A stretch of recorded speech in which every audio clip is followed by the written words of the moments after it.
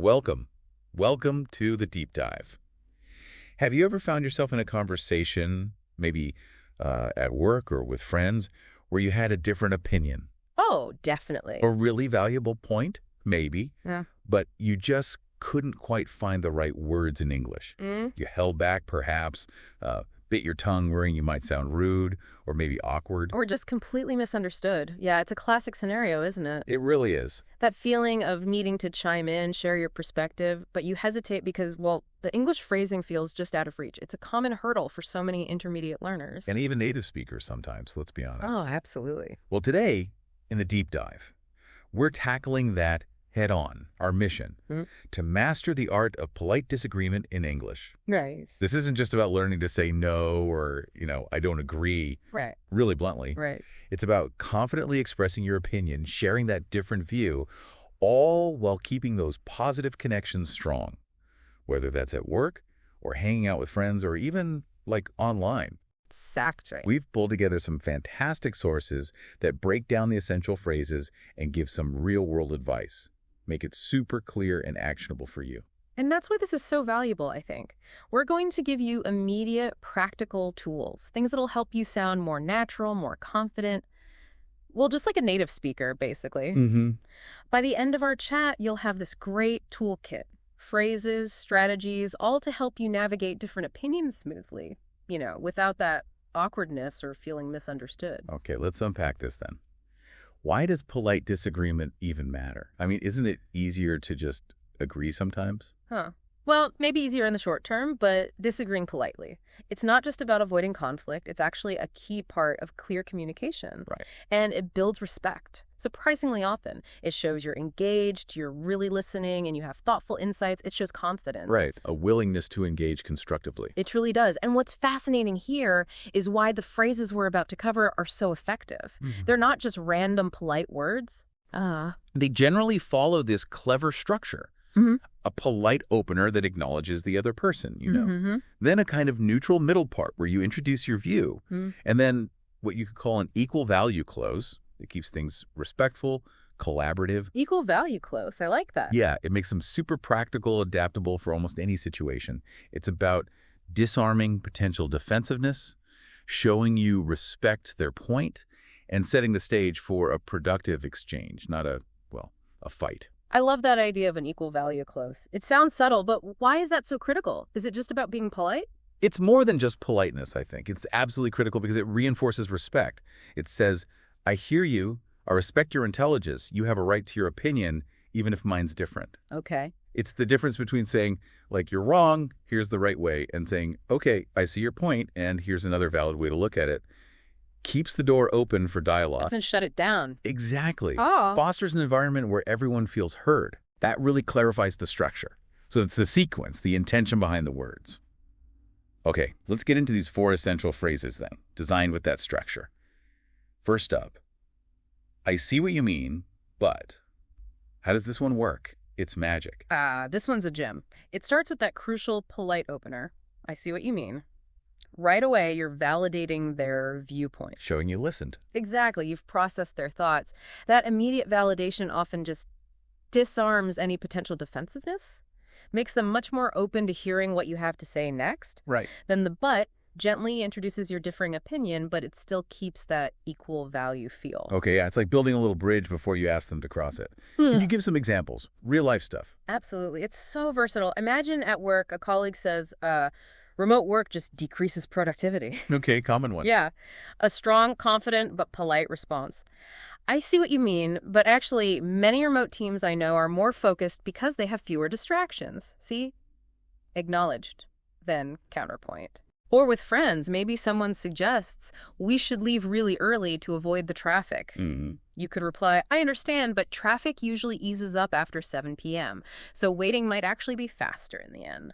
Keeps it flowing, offers another angle. Yeah, still collaborative. Totally. Even with family, like, we should plan our vacation last minute. It's more spontaneous. Stressful. Right. You could say, I see what you mean about spontaneity, but I feel planning our vacation early saves stress later on. We can still build in spontaneous moments. Gentle, but clear. Okay, so I see what you mean, but gives us that gentle pivot. But what if you need to be Well, a bit more direct, without losing that politeness, of course. Right. That brings us neatly to phrase number 2. I'm sorry, but I don't agree. Okay, I'm sorry. That feels key. It is key. It sounds more direct, yes, but that I'm sorry acts as a softener. It's not really an apology for disagreeing. It's more like apologizing for the potential discomfort the disagreement might cause. Or it just signals respect, even when you're being clear about your stance. It's that polite opener setting the tone. That's fascinating. Those two little words, I'm sorry, they completely reframe it. I remember when I first started learning English, I thought, sorry always meant I was wrong. Huh. Yes, a common trap. I disagreed with everything. It's a real Yes. mental shift. Yeah. How does this one play out? It really is a powerful shift. Let's think. Family conversations. Maybe your sibling says, we should only eat out once a month to save money. Right. You could respond, I'm sorry, but I don't agree. Eating out together, even if it's just something simple, really helps us stay connected. Clear view, but still considerate. Okay. Or maybe a customer interaction. They say, this feature isn't necessary, let's cut it.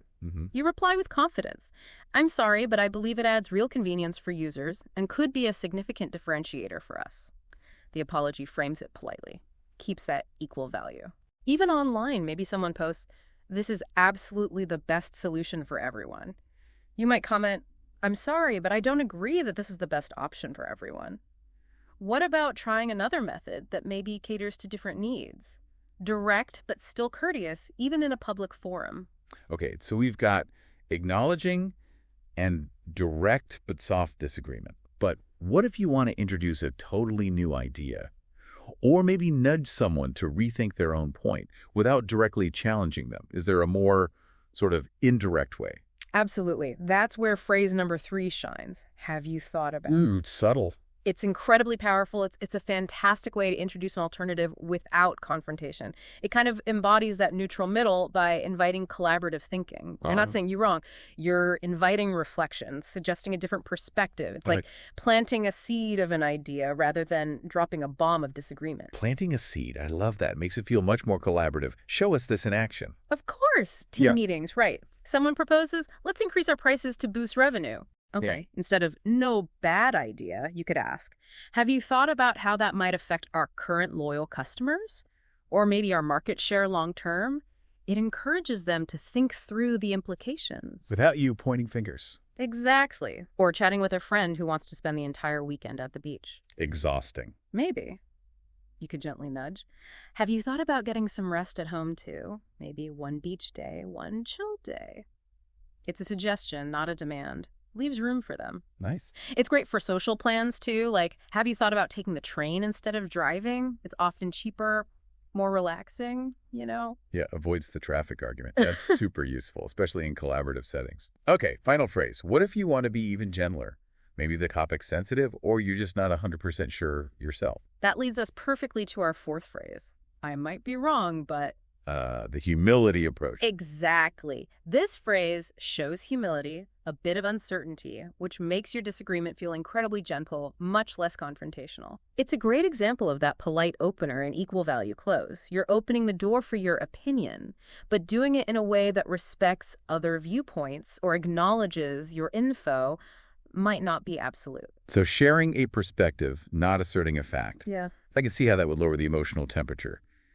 Good scenarios for this one. It really takes the edge off. For instance, online forums. Someone asserts, this diet is perfect for everyone, no exceptions. Oh, dear. Right. You could respond, I might be wrong, but I read it's not suitable for people with low iron or, certain medical conditions. Maybe worth checking with a doctor. Sharing info, not claiming authority. Much safer. Or group projects. Teammate says, we should use this really bold graphic design for the website. You could offer, I might be wrong, but I'm not sure it truly reflects our brand's kind of elegant, minimalist vibe. Maybe we could explore something a bit softer. Opens discussion, doesn't shut it down. Yeah, keeps options open. Even with family. A plan is made, you could gently say, I might be wrong, but I think Grandma prefers quiet evenings over big parties these days. Perhaps we could scale down the guest list a bit.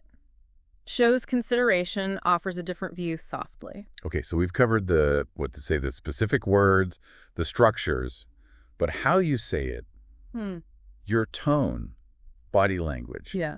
That's just as important, isn't it? Oh, absolutely. It's way more than just the phrases themselves. Yeah. Think about nonverbal cues and cultural stuff. For instance, British speakers often use what's called hedging. Edging. Yeah, softening statements even further.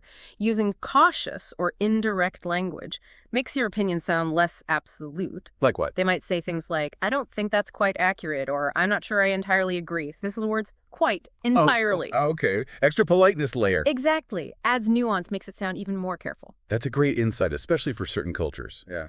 Beyond the words, what else should listeners be mindful of? Tone, body language. Definitely. Tone. Aim for neutral and calm, especially with something more direct like, I'm sorry, but I don't agree. If your voice is sharp, it just undermines the polite words. Right. Body language matters too. Avoid crossing your arms. Maybe a slight nod while they speak shows you're listening before you offer your view. Maintain eye contact. It shows you're engaged, respectful, crucial stuff. It's a delicate balance, though, isn't it? Between being polite and actually being clear. How do you adapt?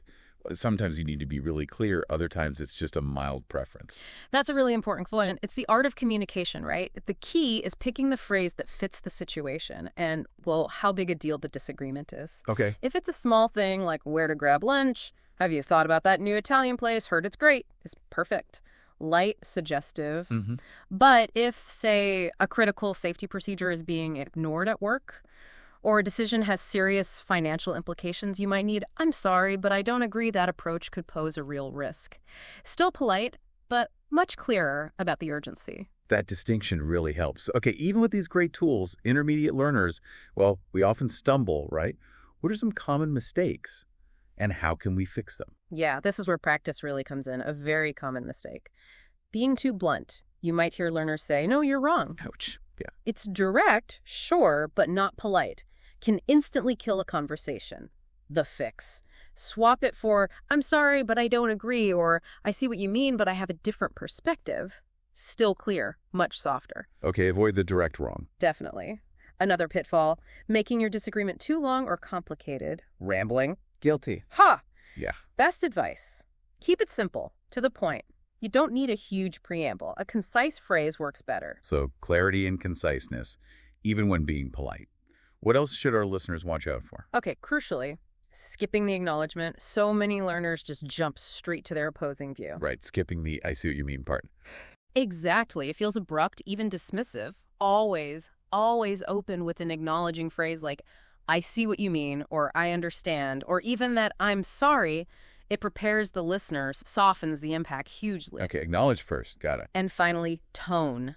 Misplacing the tone. You can use all the polite phrases in the world, but if your tone is harsh or sounds annoyed, Undermines everything. completely. Make sure when you say but or express your disagreement, you keep a friendly, open tone, a slight smile, open posture. It genuinely changes how people hear you. Excellent points. Yeah. It really is the whole package: words, tone, body language, intention. So how can listeners take these fantastic phrases and tips and actually, put them into real life, starting today? Practice. Consistent practice is key. One really effective way. Role play with a partner. Take turns disagreeing using these 4 phrases. Builds muscle memory confidence in a safe space. Okay. Another great tip. Record yourself. Listen back. Note hesitations. Does your tone sound okay? Too many filler words. It's revealing. A bit scary, but useful. It can be. Also, writing dialogue examples helps solidify it. Like, person A says X, person B replies with phrase Y. And finally, shadowing. Find YouTube lessons, maybe British Council or ThoughtCo. Listen and mimic the native speaker's tone, rhythm. Really helps internalize the delivery. Good practical tips. And just a quick refresher of our toolkit. We've got, I see what you mean, but Yeah. for that friendly acknowledgement and pivot, Mm-hmm.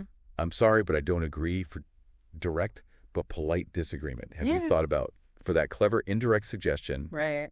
and that might be wrong, but for humble, thoughtful contribution? That's the core set. The power of these phrases used with that mindful delivery we talked about, it's huge. Yeah. They let you disagree politely, speak confidently, express your ideas clearly.